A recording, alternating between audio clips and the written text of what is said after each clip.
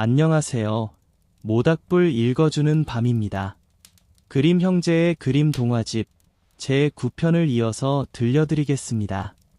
이것이 끝나자 그들은 만족스러운 마음으로 길을 떠돌았습니다. 그때 갑자기 사나운 표범이 튀어나와 울부짖었습니다. 내 장미를 훔친 자는 산채로 잡아먹을 것이다. 그러자 남자는 말했습니다. 제가 그 정원이 당신의 소유인지 몰랐습니다. 제 목숨을 구할 방법은 없을까요? 표범이 대답했습니다. 없다. 당신이 돌아오는 길에 마주치는 것을 나에게 주기로 약속하지 않는 한 아무것도 없소. 약속하면 내 목숨과 내 딸을 위한 장미도 주마. 하지만 남자는 그러기를 꺼렸고 말했습니다. 제 막내딸일 수도 있습니다. 그녀는 저를 가장 사랑하고 제가 집에 갈 때마다 달려와 맞이하곤 합니다.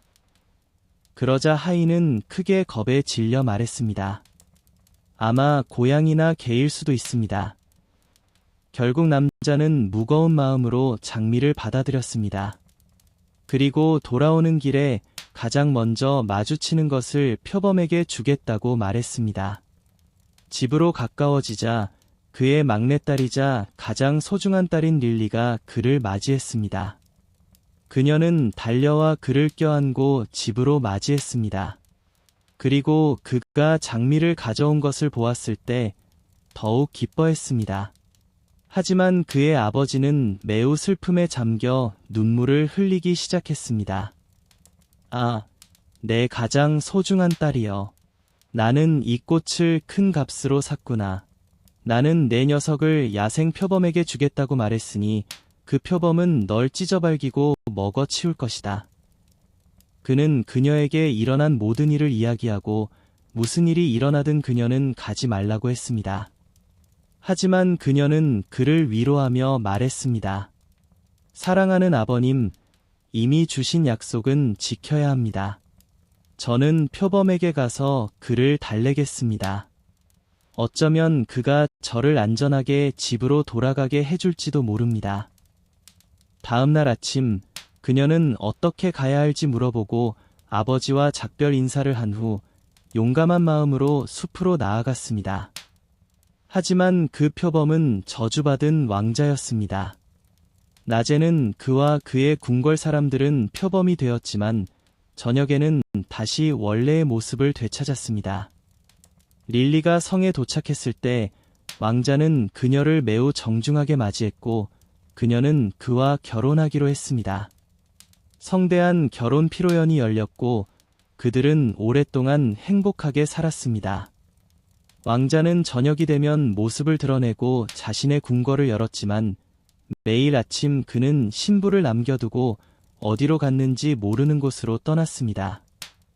어느 날 그는 그녀에게 말했습니다. 내일은 아버지의 집에서 큰 잔치가 열립니다. 내 언니가 결혼하는 날입니다. 내가 가서 아버지와 함께하고 싶다면 내 표범들이 너를 데려다 줄 것이다. 그녀는 아버지와 다시 만날 생각에 매우 기뻐하며 표범들과 함께 출발했습니다. 모두 그녀가 살아있다는 사실에 기뻐했습니다. 그녀는 자신이 얼마나 행복한지 이야기하고 잔치가 끝난 후 숲으로 돌아갔습니다. 두 번째 언니는 곧 결혼식을 올렸고 릴리가 결혼식에 가자는 제안을 받았을 때 그녀는 왕자에게 말했습니다. 이번에는 혼자 가지 않을 거예요. 당신도 함께 가야 해요. 하지만 왕자는 안 된다고 했습니다. 위험한 일이라고요. 아주 작은 햇불 빛이라도 그에게 닿는다면 그의 저주는 더욱 심해질 테니까요. 새, 비둘개로 변해 7해 동안 세상을 떠돌아다녀야 할 거예요. 릴리는 포기하지 않았고 내가 당신을 보호할 테니 걱정 마세요. 빛이 당신에게 닿지 않도록 할게요. 라고 말했습니다. 결국 릴리는 왕자와 어린 딸을 데리고 함께 길을 나섰습니다. 결혼 햇불을 밝히는 동안 왕자가 앉을 수 있도록 벽이 두꺼운 넓은 홀을 선택했습니다. 하지만 불행히도 아무도 문틈이 있다는 것을 알아차리지 못했습니다. 화려한 결혼식이 진행되었지만 교회에서 나와 횃불을 따라 행진할 때 아주 작은 빗줄기가 왕자에게 떨어졌습니다. 순식간에 왕자는 사라졌고 그의 아내가 들어와 그를 찾았을 때 흰 비둘개 한 마리밖에 없었습니다.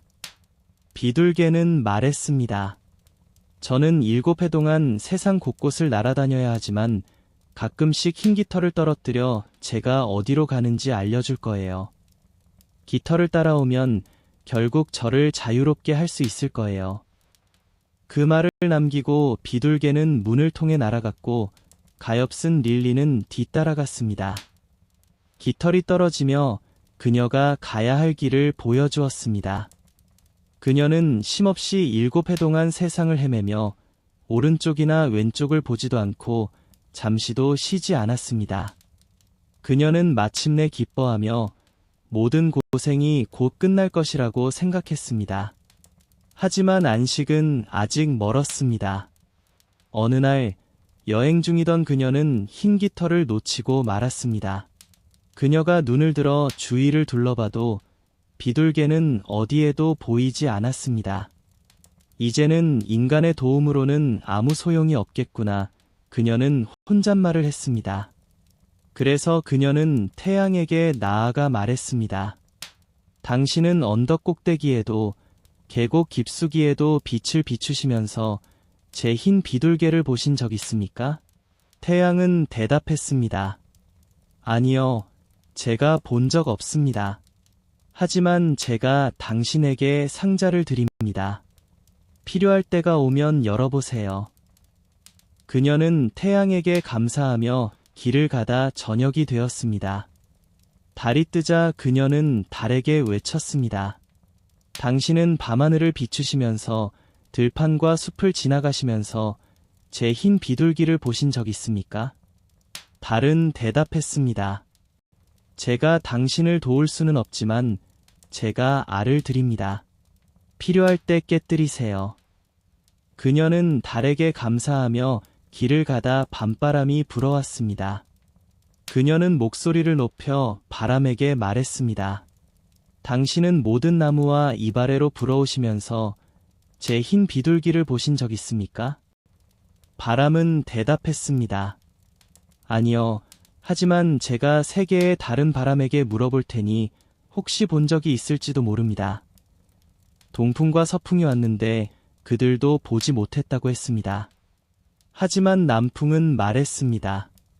제가 흰 비둘기를 보았습니다.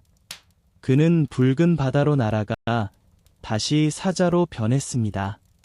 7해가 지났기 때문입니다. 지금은 그곳에서 용과 싸우고 있습니다. 그 용은 당신에게서 떨어뜨리려 하는 마법에 걸린 공주입니다. 남풍은 계속했습니다. 제가 당신에게 조언을 드리겠습니다. 붉은 바다로 가세요. 오른쪽 해안에 많은 막대기가 있습니다. 막대기를 세어보세요. 11번째 막대기에 도착하면 꺾어서 용을 치세요. 그러면 사자가 승리하고 두 사람 모두 원래 모습을 되찾을 것입니다. 그리고 주위를 둘러보면 붉은 바다 옆에 새처럼 날개를 가진 그리핀을 볼 수 있습니다. 당신과 사랑하는 사람이 함께 그리핀의 등에 올라타세요. 그러면 그리핀이 당신을 물 위로 집으로 데려다 줄 것입니다. 제가 이 견과류도 드릴 테니 남풍은 덧붙였습니다. 물이 반쯤 건너갈 때쯤 견과류를 던지세요. 그러면 높은 견과나무가 물에서 솟아나와 그리핀이 쉴 수 있게 될 것입니다. 그렇지 않으면 그리핀은 당신을 모두 바다에 빠뜨릴 것입니다. 그렇게 우리의 불행한 여행자는 앞으로 나아가 남풍이 말한 대로 모든 것을 발견했습니다. 그녀는 11번째 막대기를 꺾어 용을 쳤고 사자는 곧바로 왕자가 되었고 용은 공주로 돌아왔습니다. 하지만 공주가 마법에서 풀려나자마자 그녀는 왕자의 팔을 잡고 그리핀의 등에 올라타 왕자를 데리고 떠났습니다. 이렇게 불행한 여행자는 다시 홀로 남겨졌습니다. 하지만 그녀는 용기를 내어 말했습니다. 바람이 부는 곳까지, 달기 우는 시간만큼 내가 다시 그를 찾을 때까지 여행을 계속하리라. 그녀는 아주 멀리 여행을 했습니다. 마침내 공주가 왕자를 데려간 성에 도착했습니다. 그곳에는 연회가 준비되어 있었고 결혼식이 곧 열릴 것이라는 소식을 들었습니다. 하느님께 도와주소서. 그녀는 외마디를 내뱉으며 해님이 선물한 상자를 열었습니다. 상자 안에는 햇빛만큼이나 눈부신 드레스가 놓여 있었습니다. 그녀는 드레스를 입고 궁궐로 들어갔고 모든 사람들이 그녀의 아름다움에 감탄했습니다. 드레스가 마음에 들었던 공주는 드레스를 판매할 수 있는지 물었습니다. 금은 보화로는 안 됩니다. 그녀는 대답했습니다. 살과 뼈로 대가를 지불해야 합니다. 공주는 그녀의 뜻을 물었고 그녀는 이렇게 말했습니다. 오늘 밤 신랑방에서 저와 이야기를 나눌 수 있다면 드레스를 드리겠습니다. 결국 공주는 그녀의 부탁을 허락했지만 신랑에게 잠을 청하게 하는 약을 상궁에게 지시했습니다. 밤이 되자 신랑이 잠든 후 그녀는 그의 방으로 안내되었습니다. 그녀는 그의 발치에 앉아 말했습니다. 저는 7년 동안 당신을 찾아왔습니다. 해와 달, 밤바람을 거쳐 당신을 찾았고 마침내 당신이 용을 물리치는 것을 도왔습니다. 이제 저를 잊으시겠습니까? 하지만 신랑은 너무 깊이 잠들어 그녀의 목소리가 귓가 스쳐 지나갈 뿐 바람 소리처럼 들렸습니다. 가엾은 릴리는 떠나야 했고 금빛 드레스를 포기해야 했습니다. 그녀는 어쩔 수 없다는 것을 알고 밭으로 나가 앉아 울었습니다. 그러다 그녀는 달이 준 달걀을 떠올랐습니다. 달걀을 깨자 닭 한 마리와 순금으로 된 새끼닭 10마리가 뛰어나와 옹기종기 모여 앉아 세상에서 가장 아름다운 광경을 연출했습니다. 그녀는 일어선 후 그들을 이끌고 나갔고 신부가 창문에서 그 광경을 보게 되었습니다. 신부는 너무 기뻐하며 그녀에게 새끼 닭들을 판매할 의향이 있는지 물었습니다. 금은 보화로는 안 됩니다. 살과 뼈로 대가를 지불해야 합니다. 오늘 밤 다시 신랑방에서 저와 이야기를 나누게 해주시면 새끼 닭들을 드리겠습니다. 공주는 그녀를 또다시 속이려 했지만 그녀의 부탁을 허락했습니다. 하지만 신랑은 방으로 들어와 상궁에게 밤의 바람 소리가 왜 그렇게 쇠쳤는지 물었습니다. 상궁은 모든 것을 털어놓았습니다. 신랑에게 잠을 청하게 한 약, 그리고 가엾은 소녀가 그의 방에 와서 이야기를 나누었고 오늘 밤 다시 찾아올 것이라는 사실을 말입니다. 신랑은 잠을 청하는 약을 버렸습니다. 릴리가 찾아와 자신에게 닥친 불행과 얼마나 충실하고 진실되었는지 이야기하기 시작하자 그는 그녀의 목소리를 알아차리고 자리에서 벌떡 일어났습니다. 당신이 저를 꿈에서 깨웠군요. 이상한 공주가 저에게 마법을 걸어 당신을 잊게 만들었지만 하늘이 운명처럼 당신을 보내주셨습니다. 그들은 밤에 궁궐을 몰래 빠져나와 그리핀을 타고 적해를 건너 돌아갔습니다. 릴리가 밤중에 굴러떨어뜨린 도토리가 물속으로 가라앉자 곧바로 바다에서 거대한 밤나무가 솟아올랐습니다. 그 위에는 그리핀이 잠시 멈춰섰다가 안전하게 그들을 집으로 데려다 주었습니다. 그곳에서 그들은 아이가 훌쩍 자라 예쁘고 늠름하게 성장한 모습을 발견했습니다. 모든 고난을 이겨낸 후 그들은 행복하게 오래도록 함께 살았습니다. 다음 이야기, 여우와 말입니다. 한 농부가 늙고 쇠약해진 말을 키웠습니다. 예전에는 농부에게 훌륭하고 충실한 종이었다고 합니다. 하지만 이제는 늙어 일하기 힘들어진 말에게 농부는 먹을 것을 주지 않으며 이렇게 말했습니다. 너는 이제 필요 없다. 밖으로 나가라. 사자보다 강해질 때까지 다시는 너를 받아주지 않겠다. 농부는 문을 열고 말을 내쫓았습니다. 가엾은 말은 풀이 죽어 숲속을 헤매며 차가운 바람과 비를 피할 곳을 찾았습니다. 얼마쯤 지났을 때 여우 한 마리가 나타나 말에게 물었습니다. 무슨 일이 있나, 친구? 왜 그렇게 풀이 죽어 있고 슬픈 표정을 짓고 있나? 말은 이렇게 답했습니다. 정의와 인색함은 한 집에 살 수 없다 할까. 내 주인은 내가 수년간 그를 위해 했던 모든 것을 잊고 이제는 늙고 힘이 없어졌다는 이유로 나를 내쫓았다. 사자보다 강해지지 않으면 다시 받아주지 않겠다고 한다. 내가 어떻게 그런 일을 해낼 수 있겠나? 그는 내가 불가능하다는 것을 알기 때문에 그런 말을 하는 것이다. 여우는 말에게 용기를 주고 내가 돕겠다. 거기 누워 몸을 뻣뻣하게 뻗고 죽은 척해라. 라고 말했습니다. 말은 여우의 말을 따랐고 여우는 근처 동굴에서 살고 있는 사자를 찾아갔습니다. 여우는 사자에게 말했습니다. 저 멀리 죽은 말이 한 마리 있어. 가서 썩은 고기를 먹을 수 있을 거야. 사자는 매우 기뻐하며 곧바로 따라갔습니다. 사자와 여우는 말에게 다다랐을 때 여우는 말에게 말했습니다. 여기서 먹기 불편할 거야. 내가 널 꼬리에 묶어줄 테니 넌 꼬리를 잡고 사자의 굴로 끌고 가서 천천히 먹으면 돼. 사자는 여우의 제안에 만족하며 조용히 엎드려 여우가 묶어주기를 기다렸습니다. 하지만 여우는 재빠르게 사자의 다리를 묶고 끈을 꽉 조여 사자가 아무리 힘을 써도 풀 수 없도록 했습니다. 모든 것이 끝나자 여우는 말의 어깨를 툭 치며 지프, 도빈 하고 외쳤습니다. 그러자 말은 갑자기 일어나 여우를 끌고 나아갔습니다. 사자는 맹렬하게 울부짖으며 포효했고 숲속의 새들은 모두 놀라서 날아갔습니다. 하지만 말은 사자의 울부짖음을 무시하고 조용히 들판을 지나 농부의 집으로 향했습니다. 자, 여기 있다네, 주인님. 내가 이겨냈습니다. 말은 농부에게 외쳤습니다. 농부는 늙은 종을 보자 마음이 흔들렸고 내가 여기서 편히 쉬고 잘 먹도록 하겠다 라고 말했습니다. 그리하여 늙은 말은 충분히 먹고 오래도록 행복하게 살았습니다.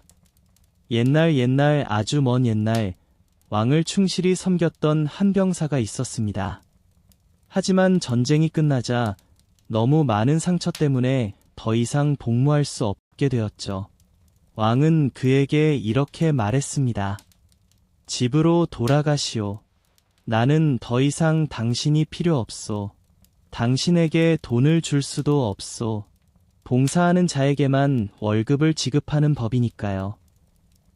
병사는 어떻게 살아가야 할지 몰라 크게 걱정하며 하루 종일 걸었습니다. 저녁이 되어서야 숲속에 들어갔는데 어둠이 내리자 빛이 보이는 것을 발견했습니다. 빛을 따라가 보니 마녀가 살고 있는 집에 도착했습니다. 하룻밤 묵을 곳과 조금이라도 먹을 것, 마실 것 좀 주십시오. 그렇지 않으면 굶어 죽을지도 모릅니다. 병사가 말했습니다. 마녀는 쫓겨난 병사에게 무엇을 주겠어요? 하지만 내가 불쌍히 여겨 받아들이겠습니다. 단, 내가 시키는 일을 해줄 수 있다면요. 라고 대답했습니다. 무슨 일을 시키시겠습니까? 병사가 물었습니다. 내 정원 주변을 모두 파괴하시오. 내일 당장 말입니다. 마녀가 말했습니다. 병사는 마지못해 동의했고 다음 날 온 힘을 다해 일했지만 저녁이 되도록 끝낼 수 없었습니다. 마녀는 오늘 더 이상 할 수 없겠구나. 하지만 내가 머무는 밤을 더 주겠다. 그 대가로 내일은 나무를 패야 하고 잘게 쪼개야 할 거다. 라고 말했습니다. 병사는 하루 종일 나무를 패고 쪼갰습니다. 저녁이 되자 마녀는 그에게 또 하루 더 머물라고 했습니다. 내일은 아주 하찮은 일을 하나만 시킬 테다. 내 집 뒤에 오래된 마른 우물이 있는데 내 빛이 떨어졌고 파란색으로 타오르며 꺼지지 않아. 그걸 끌어올려 줘라. 다음 날 마녀는 그를 우물로 데려갔고 바구니에 태워 내렸습니다. 그는 파란 빛을 발견하고 마녀에게 자신을 올려달라는 신호를 보냈습니다. 마녀는 그를 올렸지만 가장자리에 가까워지자 손을 뻗어 파란 빛을 빼앗으려 했습니다. 안 돼요. 병사는 마녀의 악한 의도를 알아채고 말했습니다. 파란 빛을 줘도 땅에 발을 딛고 서야 할 겁니다. 마녀는 분노하며 그를 다시 우물 속으로 떨어뜨리고 사라졌습니다. 가엾은 병사는 다치지 않고 축축한 땅에 떨어졌고 파란 빛은 계속 타올랐지만 그에게는 아무런 소용이 없었습니다. 그는 잠시 매우 슬퍼하며 앉아 있다가 갑자기 주머니에서 담배 파이프를 꺼냈습니다. 반쯤 차 있었죠. 이것은 나의 마지막 즐거움이 되리라 병사는 생각하며 파이프를 꺼내 파란 불빛에 불을 붙여 피우기 시작했습니다. 연기가 동굴안을 맴돌자 갑자기 작은 검은 난쟁이가 나타나 말했습니다. 주인님, 무엇을 원하십니까? 내가 무엇을 원하겠느냐? 병사는 깜짝 놀라 대답했습니다. 주인님의 명령이라면 무엇이든 수행하겠습니다. 난쟁이가 말했습니다. 좋아, 병사가 말했습니다.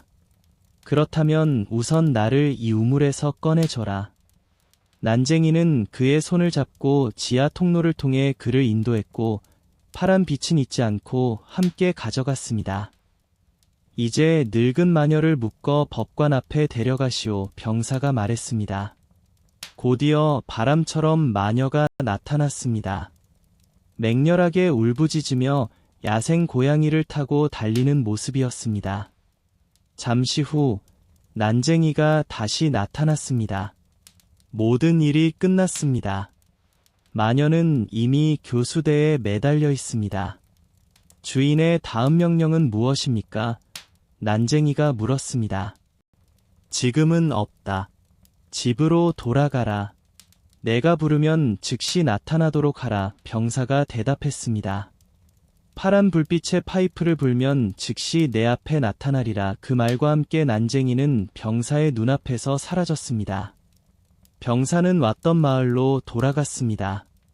가장 좋은 여관에 머물며 멋진 옷을 갖춰 입었습니다. 그리고 여관 주인에게 가장 호화로운 방을 준비해 달라고 부탁했습니다. 방이 준비되자 병사는 난쟁이를 불렀습니다. 나는 왕에게 충성을 다했지만 그는 나를 해고하고 굶주림에 내버려 두었습니다. 이제 복수를 하고 싶습니다. 병사가 말했습니다. 무엇을 해야 할까요? 난쟁이가 물었습니다. 늦은 밤 왕의 딸이 잠자리에 들 때 그녀를 잠든 채로 여기로 데려오시오. 그녀는 내게 한여꼴로 일하게 해야 합니다. 난쟁이는 그건 쉬운 일이지만 당신에게는 매우 위험한 일입니다.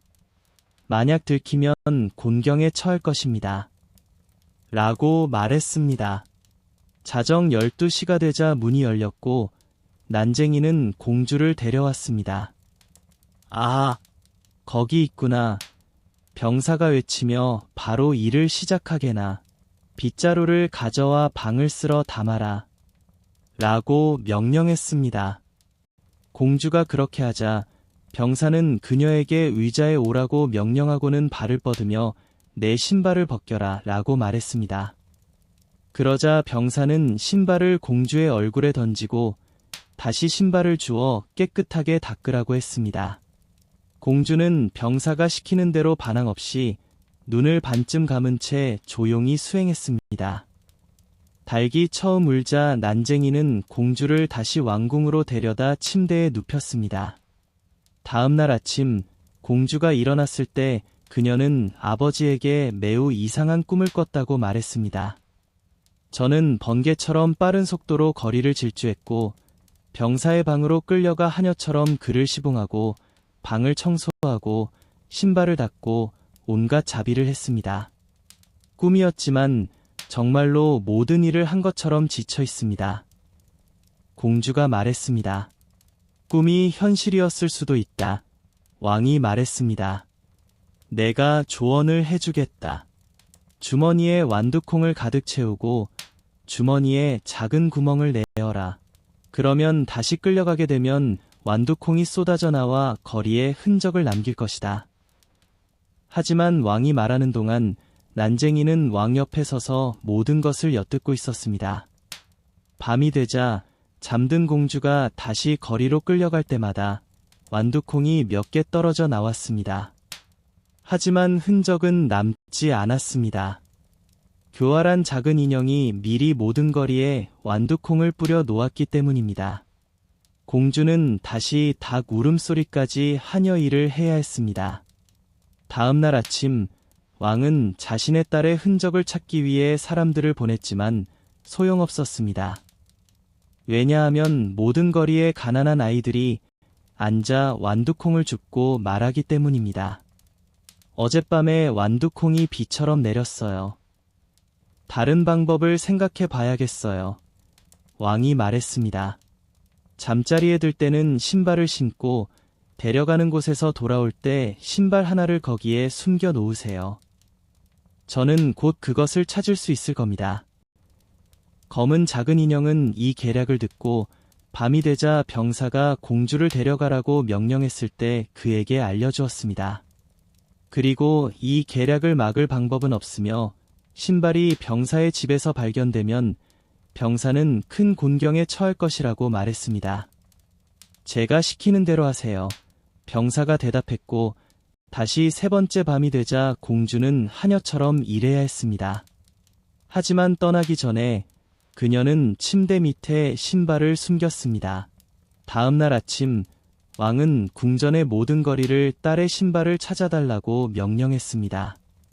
신발은 병사의 집에서 발견되었고 난쟁이의 부탁으로 문 밖으로 나갔던 병사는 곧 붙잡혀 감옥에 갇혔습니다.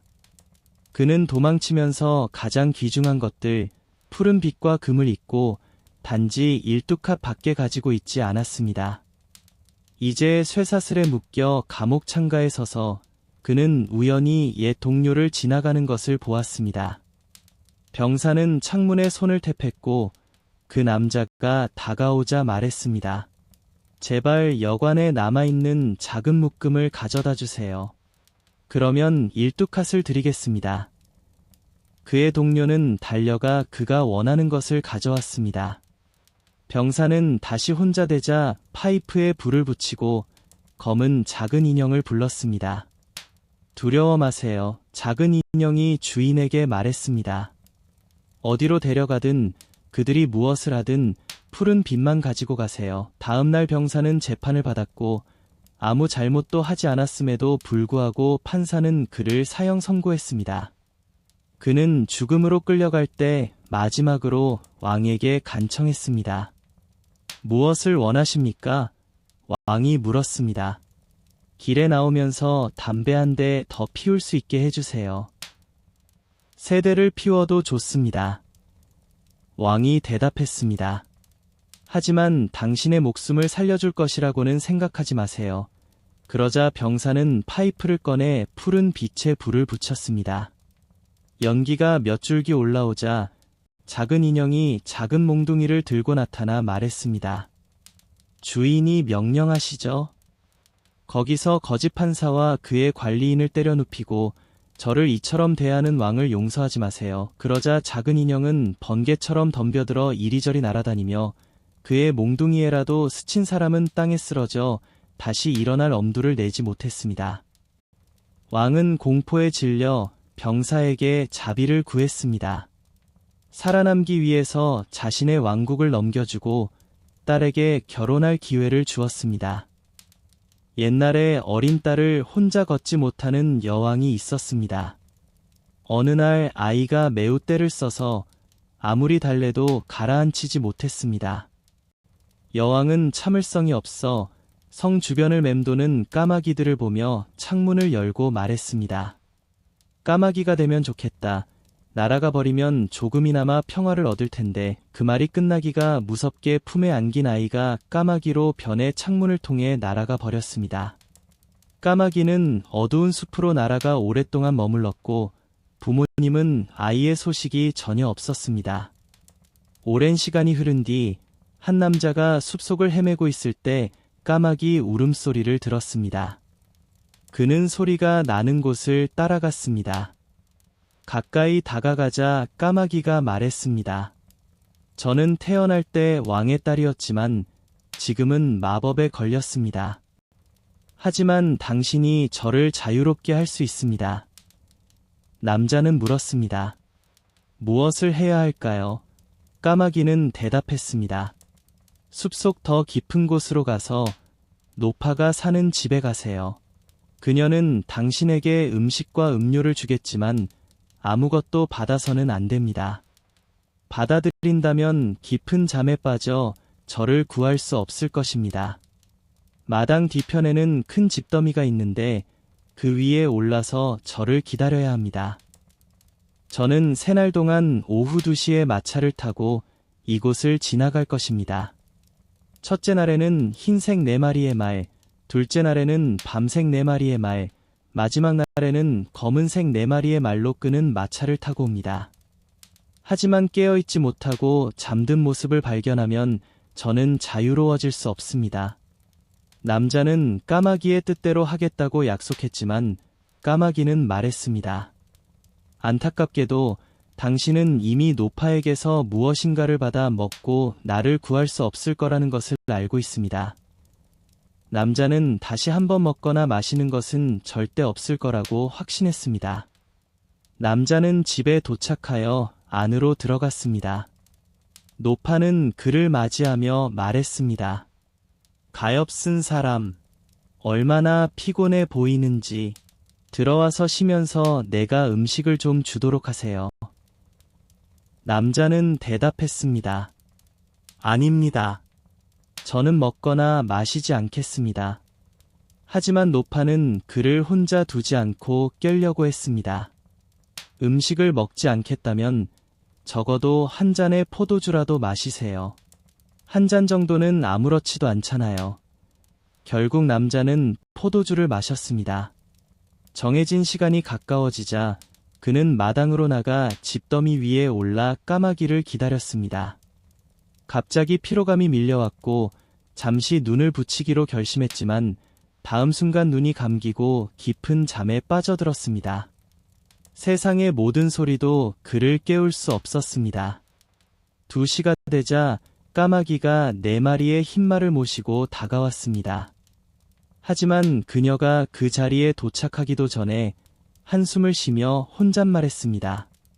그가 잠들었을 거다. 마당에 들어선 그녀는 그가 두려워했던 대로 집더미 위에 누워 깊이 잠들어 있는 모습을 발견했습니다. 그녀는 마차에서 내려 그에게 다가가 불렀고 흔들어 깨우려 했지만 소용없었습니다. 그는 계속 잠들어 있었습니다. 다음 날 정오, 늙은 여관집 아줌마는 음식과 음료를 들고 그를 찾아왔습니다. 그는 처음에는 거절했지만 그녀의 끈질긴 부탁에 결국 한 잔의 술을 마셨습니다. 다시 2시가 되자 그는 마당으로 나가 집더미 위에 올라 까마귀를 기다렸습니다. 얼마 지나지 않아 그는 극심한 피로감을 느끼며 다리가 풀려 서 있을 수 없게 되었습니다. 그는 다시 집더미 위에 누워 깊은 잠에 빠져들었습니다. 까마귀는 4마리의 밤색 말을 모시고 다가오며 슬픈 목소리로 혼잣말했습니다. 그가 또 잠들었구나. 그녀는 이전과 마찬가지로 그를 찾아갔지만 그는 잠들어 있었고 깨우는 것은 불가능했습니다.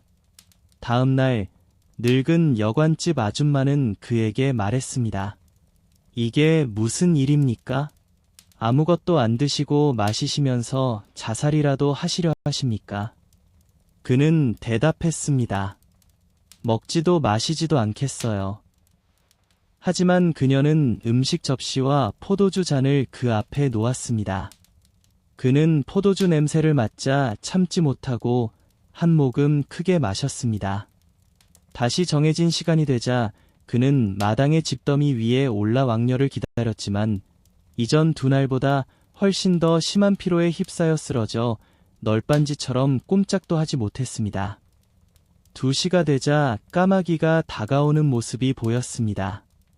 이번에는 마부와 마차, 심지어 말까지 모두 검은색이었습니다. 그녀는 이전보다 더 슬픈 표정으로 말했습니다. 그가 잠들었고 나를 자유롭게 할 수 없을 거다. 그녀는 그가 깊이 잠들어 있는 것을 발견하고 그를 깨우기 위한 모든 노력이 헛수고였습니다. 그러자 그녀는 빵 한 덩이와 고기, 그리고 아무리 먹어도 줄어들지 않는 특별한 포도주 한 병을 그 옆에 놓았습니다. 그녀는 자신의 이름이 새겨진 금반지를 손가락에서 빼서 그의 손가락에 끼워 주었습니다. 마지막으로 그녀는 그 옆에 편지를 놓았습니다. 편지에는 그를 위해 남겨둔 음식과 음료에 대한 설명과 함께 다음과 같은 문장으로 끝맺었습니다. 당신이 이곳에 머무는 한날을 자유롭게 할 수 없을 것이라는 것을 알게 되었습니다. 하지만 만약 아직도 나를 자유롭게 하고 싶다면 슈트롬베르크의 황금성으로 오세요. 그것은 당신의 능력 닿는 곳에 있습니다. 그녀는 마차에 올라 슈트롬베르크의 황금성으로 향했습니다. 남자가 깨어나 잠든 사실을 깨닫고 마음이 아팠습니다. 아마 그녀가 여기 왔다가 다시 떠났을 것이고 이제 내가 그녀를 구할 시간은 없겠지. 그는 옆에 놓인 물건들을 바라보았습니다. 편지를 읽고 그 안에 적힌 모든 일을 알게 되었습니다. 그는 망설임 없이 일어나 슈트롬베르크의 성으로 향하려 했지만 어느 방향으로 가야 할지 몰랐습니다. 그는 오랫동안 찾았고 마침내 어두운 숲에 도착했습니다. 그는 14일 동안 숲을 헤맸지만 나갈 길을 찾지 못했습니다. 다시 밤이 찾아왔고 지쳐서 덤불 아래에 누워 잠이 들었습니다. 다음 날에도 그는 숲속으로 길을 찾았습니다. 그날 저녁 다시 쉴 생각으로 눕자 그는 끔찍한 울부짖음과 통곡 소리에 잠을 이룰 수 없었습니다. 그는 어두워지고 사람들이 집을 켜기 시작할 때까지 기다렸습니다. 그리고 앞쪽에 희미한 빛이 보이자 그는 빛을 향해 걸어갔습니다. 빛은 높이가 엄청난 거인 앞에 서 있는 작은 집에서 나오는 것을 발견했습니다. 그는 생각했습니다. 만약 거인이 나를 들어가는 것을 보면 내 목숨은 위태로울 것이다. 하지만 잠시 후 그는 용기를 내어 앞으로 나아갔습니다. 거인이 그를 보자 그는 외쳤습니다. 다행히 내가 왔구나. 나는 오랜 시간 동안 먹을 것이 없었어. 이제 너를 저녁 식사로 먹을 수 있겠다. 그건 좀 심한 부탁이요. 남자가 말했습니다. 나는 스스로 먹히기 위해 내놓지 않소. 만약 내가 먹을 것을 원한다면 내가 충분히 가지고 있소. 그렇다면 거인이 대답했습니다. 나는 너를 내버려 두마오. 나는 그저 먹을 것이 없었기 때문에 너를 먹으려고 생각했을 뿐이오. 그들은 함께 집으로 들어가 앉았습니다. 남자는 그가 먹고 마셨지만 아직 남은 빵, 고기, 그리고 포도주를 꺼냈습니다. 거인은 풍족한 음식에 만족하며 마음껏 먹고 마셨습니다. 저녁 식사를 마친 그는 거인에게 슈트롬베르크 성으로 가는 길을 알려달라고 물었습니다. 거인은 말했습니다. 내 지도를 보면 좋겠네. 그곳에는 모든 도시, 마을, 그리고 집들이 표시되어 있어. 그래서 그는 지도를 펼쳐 성을 찾았지만 찾을 수 없었습니다. 괜찮아, 그가 말했습니다. 나는 더 큰 지도가 다락방에 있어. 그곳에서 찾아보자. 하지만 그들은 헛수고했습니다. 성은 아무 지도가 아니었습니다. 남자는 이제 여정을 계속하고 싶었지만 거인은 형이 돌아올 때까지 며칠 더 머물 것을 부탁했습니다. 형이 돌아오자 그들은 형에게 슈트롬베르크 성에 대해 물었습니다. 형은 배를 채우고 허기를 달랜 후에 자신의 지도를 살펴보겠다고 말했습니다. 그 결과 저녁 식사를 마친 후 그들은 모두 형의 방으로 올라가 지도를 살펴보았지만 성은 찾을 수 없었습니다. 자, 그럼 다른 오래된 지도들도 찾아보자. 그는 다른 오래된 지도를 찾아냈고 그들은 슈트롬베르크 성을 찾아 나섰습니다. 마침내 성을 발견했지만 무려 수천 마일이나 떨어져 있었습니다. 어떻게 그곳까지 갈 수 있을까요? 남자가 물었습니다. 거인은 나는 지금 2시간 정도 여유가 있으니 너를 성 근처까지 데려다 줄 수 있다. 그리고는 내가 돌봐야 할 아이를 다시 챙겨야 한다. 라고 말했습니다. 거인은 곧바로 남자를 성에서 약 100리 정도 떨어진 곳까지 데려다 주었습니다. 그리고는 너는 남은 거리를 걸어갈 수 있을 것이다.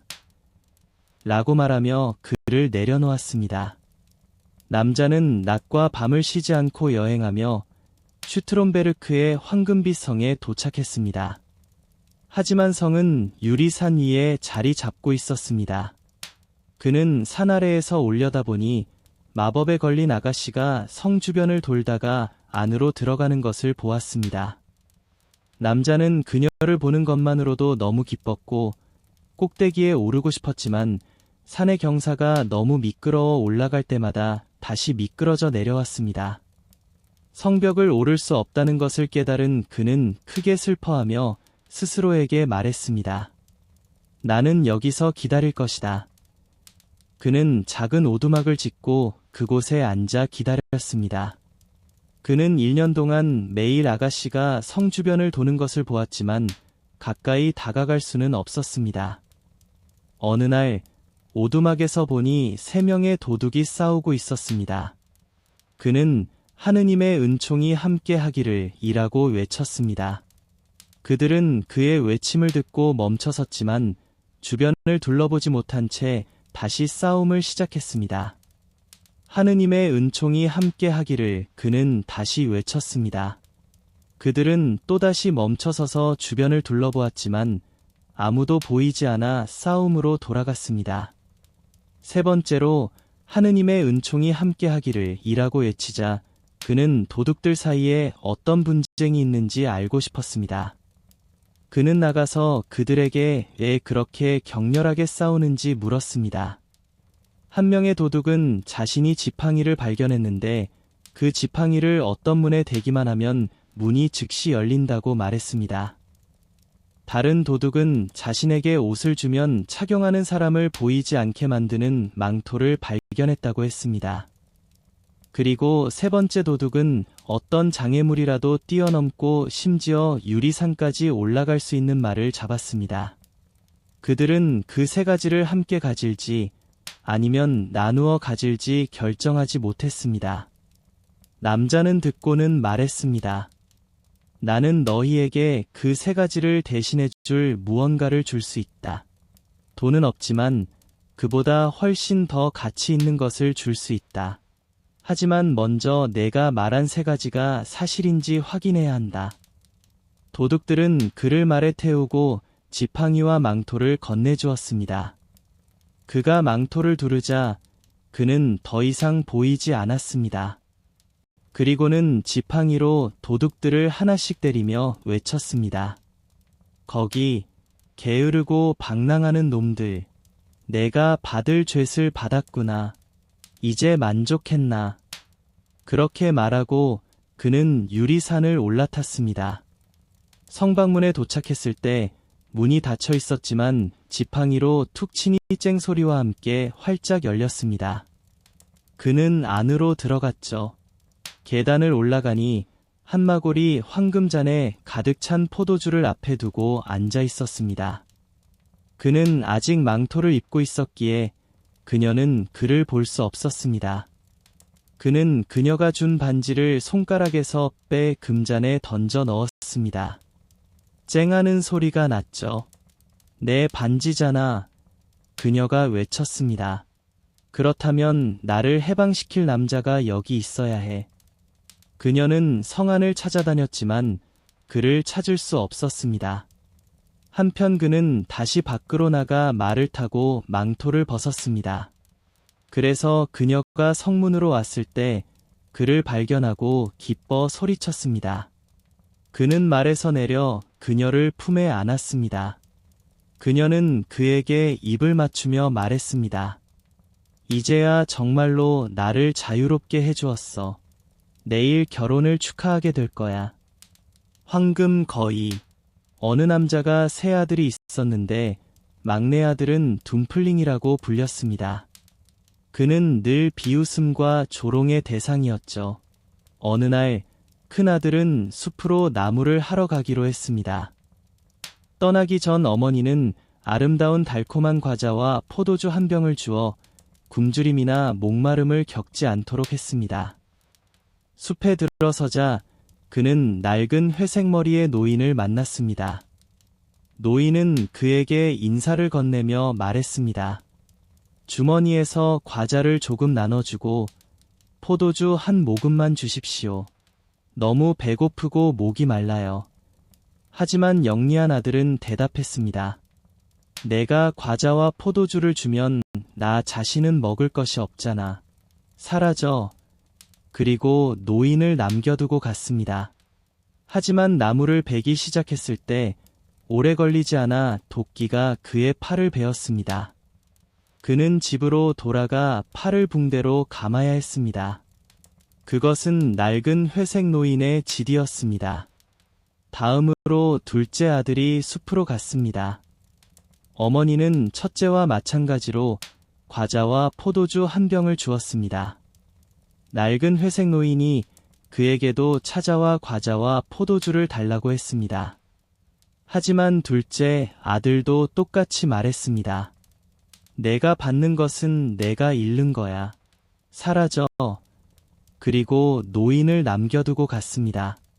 하지만 그의 벌은 바로 뒤따랐습니다. 나무에 몇 번 휘두른 후 그는 자신의 다리를 다쳤고 집으로 실려가야 했습니다. 그러자 둠플링이 말했습니다. 아버지, 제가 나무를 베게 해주세요. 아버지는 대답했습니다. 내 형들은 나무 때문에 다쳤어. 그냥 두렴. 너는 아무것도 모른다. 하지만 둠플링은 계속 졸라 결국 아버지는 말했습니다. 그냥 가보렴. 스스로 다치면서 배우게 될 거야. 어머니는 그에게 재로 구운 퍽퍽한 과자와 시큼한 맥주 한 병을 주었습니다. 그때 둠플링이 숲에 도착하자 꼬마 회색 노인도 그를 맞닥뜨렸습니다. 내 과자 한 조각과 맥주 조금만 주게나. 너무 배고프고 목마르구나. 둠플링은 대답했습니다. 재로 구운 퍽퍽한 과자와 시큼한 맥주밖에 없어. 괜찮다면 함께 앉아 먹자. 그들은 자리에 앉았고 둠플링이 과자를 꺼내자 그것은 맛있는 달콤한 과자였습니다. 시큼한 맥주 또한 좋은 와인으로 변해 있었습니다. 그들은 먹고 마셨고 노인은 말했습니다. 내 마음씨가 착하고 가진 것을 나누려고 하는 너에게 행운을 주마. 저 나무가 있는데 그것을 베어보아라. 뿌리에서 무언가를 찾을 수 있을 것이다. 그러자 노인은 작별 인사를 하고 떠났습니다. 둠플링은 나무를 베었고 나무가 쓰러지자 순금빛 깃털을 가진 거위가 뿌리에서 앉아 있었습니다. 그는 거위를 데리고 이능에 들러 밤을 묵기로 했습니다. 여관 주인에게는 세 딸이 있었는데 거위를 보고 신기하게 여겨 그 금빛 깃털 중 하나를 갖고 싶어 했습니다. 장녀는 생각했습니다. 곧 깃털을 뽑을 기회가 생기겠지. 둠플링이 나가자마자 거위의 날개를 잡으려 했지만 손가락과 손이 깃털에 그대로 달라붙었습니다. 처녀도 곧 따라와 깃털을 얻으려 했지만 언니에게 닿자마자 함께 붙잡혔습니다. 마지막으로 막내딸도 같은 마음으로 다가갔지만 다른 두 사람이 소리쳤습니다. 다가오지 마. 제발 다가오지 마. 하지만 막내딸은 왜 다가오지 말아야 하는지 이해하지 못했습니다. 언니들이 있는데 나도 함께 해야지 생각하며 달려갔지만 막내딸도 언니에게 닿자마자 함께 붙잡혔습니다. 그들은 거위와 함께 밤을 보내야 했습니다. 다음 날 아침, 둠플링은 거위를 품에 안고 길을 나섰습니다. 거위에 매달려 있는 새 소녀들을 뒤돌아보지 않았습니다. 그들은 계속해서 둠플링을 따라 달려야 했습니다. 좌우로 꺾이는 길에도 멈추지 않았습니다. 바가운데에서 그들은 목사를 만났고 목사는 그 광경을 보고 말했습니다. 어휴, 녀석들, 왜 이렇게 밭을 뛰어다니느냐? 얘에 어긋나는군. 목사는 막내딸의 손을 잡아 끌어내려 했지만 그를 만지는 순간 목사 또한 붙잡혔고 함께 뒤를 달려야 했습니다. 곧 집사가 목사를 따라 달려가는 것을 보고 깜짝 놀라 외쳤습니다. 저 신부님, 어쩌시려고요? 오늘 세례식이 기다리고 있잖아요. 집사는 목사의 소매를 잡아당겼지만 집사 또한 붙잡혔습니다. 그렇게 5사람이 줄지어 달리고 있을 때 낫을 든 농부 2명이 밭에서 나왔습니다. 목사는 농부들에게 소리쳤습니다. 제발 나랑 집사를 풀어주시오. 하지만 그들은 서기관에게 거의 다가가기도 전에 붙잡혔고 이제 덤플링과 거위 뒤를 7명이 줄지어 달리고 있었습니다. 잠시 후 그는 왕이 다스리는 도시에 도착했습니다. 그 왕에게는 너무 심각해서 아무도 웃길 수 없는 공주가 있었습니다. 그래서 누구든지 공주를 웃길 수 있다면 공주와 결혼할 수 있도록 왕명이 내려졌습니다. 덤플링은 이 소식을 듣고 거위와 수행원들과 함께 왕녀 앞에 나아갔습니다. 공주는 줄지어 달리는 사람들을 보자마자 크게 웃기 시작했고 멈추는 듯 싶지 않았습니다. 그러자 덤플링은 공주를 아내로 달라고 청했습니다. 하지만 왕은 사위가 마음에 들지 않아 온갖 핑계를 댔습니다. 술 지하실 한 통을 비울 수 있는 사람이 먼저 나타나야 한다. 라고 말했습니다. 덤플링은 작고 회색의 남자에게 도움을 청할 수 있다고 생각했습니다.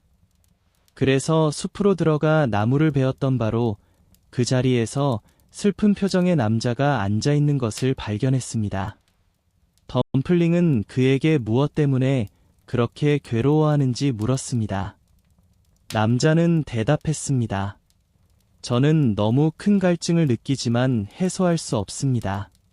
차가운 물은 싫고 술통 한 통을 비웠지만 그것은 저에게 뜨거운 돌 위의 물방울과 같습니다. 그렇다면 제가 도와드릴 수 있습니다. 제게 오시면 만족하실 겁니다. 라고 덤플링이 말했습니다. 그는 그 남자를 왕의 지하실로 데려갔습니다. 남자는 거대한 술통에 몸을 기울여 마시고 마셨고 하루가 끝나기 전에 모든 술통을 비웠습니다. 그러자 덤플링은 다시 한번 아내를 달라고 청했지만 왕은 모두가 덤플링이라고 부르는 못생긴 남자가 자신의 딸을 데려가는 것이 못마땅하여 새로운 조건을 내걸었습니다. 먼저 온 산을 통째로 먹을 수 있는 사람을 찾아야 한다. 라고 말했습니다. 덤플링은 잠시 생각하지 않고 곧바로 숲으로 들어갔습니다. 그곳에서도 역시 같은 자리에서 한 남자가 몸을 끈으로 묶고 괴상한 표정을 지으며 말하고 있었습니다. 통째로 5분 가득한 빵을 먹었지만 그런 배고픔을 어떻게 채울 수 있겠습니까? 제 배는 텅 비었고 그렇지 않으면 굶어 죽을 것입니다. 덤플링은 기뻐하며 말했습니다. 일어나서 제게 오세요. 배불리 드실 수 있습니다. 그는 그 남자를 왕궁으로 데려갔고 왕국 전체의 밀가루를 모아 거대한 빵산을 구웠습니다. 숲속의 남자는 빵산 앞에 서서 먹기 시작했고 하루가 끝날 무렵에는 빵산 전체가 사라졌습니다. 그러자 덤플링은 3번째로 아내를 달라고 청했지만 왕은 또다시 빠져나갈 길을 찾으며 육지와 물 위를 모두 항해할 수 있는 배를 명령했습니다. 그 배를 타고 돌아오는 대로 당신에게 제 딸을 주겠습니다. 라고 말했습니다. 덤플링은 곧바로 숲으로 들어갔고 그곳에는 자신이 케이크를 준 작고 회색의 남자가 있었습니다. 내가 원하는 것이 그것이냐? 그 남자는 물었습니다. 내가 나에게 먹을 것과 마실 것을 주었으니 내가 너에게 배를 주겠다. 내가 이 모든 일을 하는 것은 내가 한때 나에게 친절을 베풀었기 때문이다. 그리고 그는 육지와 물 위를 모두 항해할 수 있는 배를 덤플링에게 주었습니다. 왕은 그 모습을 보자 더 이상 덤플링을 막을 수 없었습니다. 결혼식이 성대하게 치러졌고 왕이 돌아가신 후 덤플링은 왕국을 상속받아 아내와 함께 오랫동안 행복하게 살았습니다. 이야기 전환. 당신이나 저보다 훨씬 오래전 멀리 떨어진 나라에 세 아들을 둔 왕이 있었습니다. 어느 날 그 왕은 매우 심하게 병들어 죽을지도 모른다는 진단을 받았습니다. 왕의 아들들은 아버지의 병세에 매우 슬퍼하며 궁궐 정원에서 함께 우울하게 걸어 다녔습니다. 그때 한 노인이 그들에게 다가와 무슨 일이냐고 물었습니다. 그들은 아버지께서 매우 아프시며 아무것도 그분을 구할 수 없을까 봐 걱정된다고 말했습니다. 노인은 말했습니다. 제가 알고 있습니다. 생명의 물입니다. 그 물을 한 모금 마시면 병이 낫습니다. 하지만 구하기가 매우 어렵습니다. 그러자 장남이 말했습니다. 제가 곧 찾아오겠습니다. 그리고 그는 병든 왕에게 가서 생명의 물을 찾아달라고 간청했습니다. 그것만이 그분을 구할 수 있는 유일한 방법이라고 말했습니다. 안 된다. 왕이 말했습니다. 내가 겪게 될 위험을 감수하며 너를 보내기보다는 차라리 죽겠습니다. 하지만 그는 너무나 간청하여 왕이 그를 가게 했습니다. 그리고 왕자는 생각했습니다. 내가 아버지께 이 물을 가져다 드리면 그분은 저를 유일한 상속자로 삼으실 겁니다. 제 9편은 여기까지입니다. 이야기는 다음 편에서 계속됩니다.